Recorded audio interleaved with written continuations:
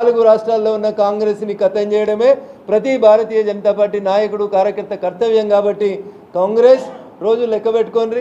తెలంగాణలో కాకతీయులు ఏలిన ఈ గడ్డ మీద ఖచ్చితంగా నరేంద్ర మోడీ గారు 10వ తారీఖున అడుగు పెడుతున్నారు.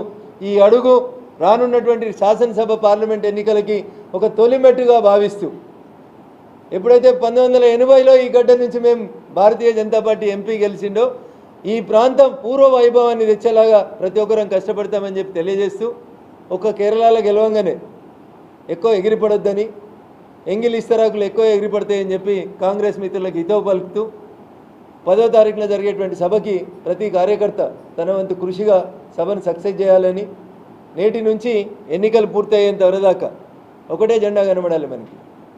కౌరవుల్ని పాండవులందరినీ గురువు తీసుకుపోయి చెట్టు కింద నిలబడితే ఒక అర్జునునికే కనబడ్డది లక్ష్యం. ఏం కనబడ్డది? చెట్టు చివరి కొమ్మ మీద ఉన్నటువంటి పక్షి కనబడ్డది. ఈ రోజు నుంచి కాషాయం కండువా వేసుకున్న ప్రతి కాషాయ కార్యకర్త కనబడాల్సింది తెలంగాణలో భారతీయ జనతా పార్టీ అధికారంలోకి రావాలి. గిరిజన ప్రాంతమా, ఖమ్మమా, మెదక, సిద్దిపేట అనేటువంటి వివక్ష లేకుండా పాత 10 జిల్లాలకి 10వ తారీఖున రాబోతున్నటువంటి నరేంద్ర మోడీ గారు ఒక్కొక్క జిల్లాకి ఒక్కొక్క ప్రత్యేక కార్యక్రమాన్ని అభివృద్ధిలో భాగంగా తీసుకొని ముందుకు తీసుకెళ్తా ఉన్నారు.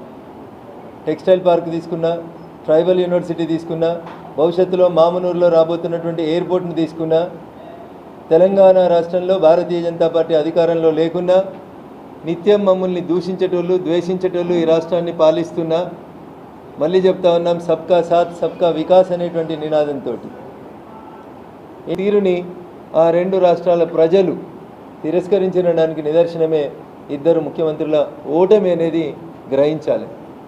అధికారంలో ఉన్నాం, ఏమైనా మాట్లాడతాం, ఏమైనా చేస్తాం, అధికారం అనేటువంటి అహంకారం పొరలు కళ్ళకెక్కినాయి అనుకుంటే గతంలో తెలంగాణను పాలించిన ఆయన ఆడున్నాడో ఇలా ఒక్క రాష్ట్రంలో గెలిగి మా రేవంతం పోతేనే కేరళం గెలిచినామనేటోళ్ళు మరి తమిళనాడులో ఎందుకు గెలవలేదు?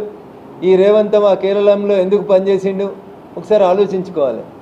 ఆత్మవిమర్శ లేకుండా ఏది పడితే అది మాట్లాడుతూ ఆకాశం మీద సూర్యుడి మీద ఉమ్మేయాలనే ప్రయత్నం చేస్తే ఫలితం ఖచ్చితంగా పాత ముఖ్యమంత్రికి ఏ ఫలితం వచ్చిందో ప్రస్తుతం ఉన్న ముఖ్యమంత్రి కూడా 2.5 ఏళ్ల తర్వాత అదే ఫలితాన్ని కాషాయ కార్యకర్తలు ఖచ్చితంగా ఇస్తారన్న లోపల ఎట్లాంటి సందేహం లేదు. ఈ దేశానికి స్వతంత్రం వచ్చిన తొలినాళ్లలో సంఘంలో పనిచేసిన పెద్దలు, పూర్వ కార్యకర్తలు, భారతీయ జనతా పార్టీ సైన్యం, భారతీయ జనసంఘ్ కార్యకర్తలందరి ఆశయం ఈ దేశంలో అంగ, వంగ, కళింగ ప్రాంతాల లోపల కాషాయం జెండా ఎగరాలని కోరుకునేటోళ్ళు చాలామంది కొత్త రక్తం యువకులు ఉన్నారు. బహుశా ఈ ప్రాంతాలకు అర్థం కానీ ఈ ప్రాంతాల పేరు కానీ మీకు ఐడియా ఉండుండదు. అంగ అంటే ప్రస్తుత బీహార్ పాటలీపుత్ర ప్రాంతాన్ని అప్పుడు చరిత్రకారులు చెప్పినప్పుడు అంగ ప్రాంతం అని చెప్పేటవాళ్ళు. ఆ అంగలో ఈరోజు ఎవరున్నారు? బీహార్లో ముఖ్యమంత్రి ఎవరు? 100% కాషాయ జెండా ఉంది. తర్వాత బంగ్లాదేశ్, భారతదేశం నుంచి విడిపోయినటువంటి బంగా, దాన్ని అప్పుడు మనం వంగ అని పిలిచేవాళ్ళం. వంగ దేశంలో రేపు మాపు ముఖ్యమంత్రి ఎవరు రాబోతా ఉన్నారు? కాషాయ దళపతే రేపు అంగ, తర్వాత వంగ. బీహార్ తర్వాత వెస్ట్ బెంగాల్లో కూడా భారతీయ జనతా పార్టీ ముఖ్యమంత్రి రాబోతా ఉన్నారు. మన పొరుగునే ఉంది కళింగ దేశం, ఒడిస్సాలో ముఖ్యమంత్రి భారతీయ జనతా పార్టీ జెండా, కాషాయం జెండా ముఖ్యమంత్రి ఉన్నాడు. బాగా మాట్లాడుతున్నటువంటి కాంగ్రెస్ నాయకులారా, భవిష్యత్తులో కాకతీయులు వెళ్ళినటువంటి ఈ గడ్డ కూడా కాషాయీకరణ జరుగుతుంది. కాషాయ కండువా వేసుకున్నటువంటి వ్యక్తే కాకతీయుల రాష్ట్రాన్ని కూడా, కాకతీయుల రాజ్యాన్ని కూడా పాలిస్తారు. ఇది సూర్యుడు తూర్పున ఉదయిస్తాడనేది ఎంత నిజమో రేపు కాకతీయ సామ్రాజ్యాన్ని భారతీయ జనతా పార్టీ నరేంద్ర మోడీ గారి నాయకత్వంలో గెలుస్తుంది అనడంలో ఎవరికి ఎట్లాంటి సందేహం లేదు.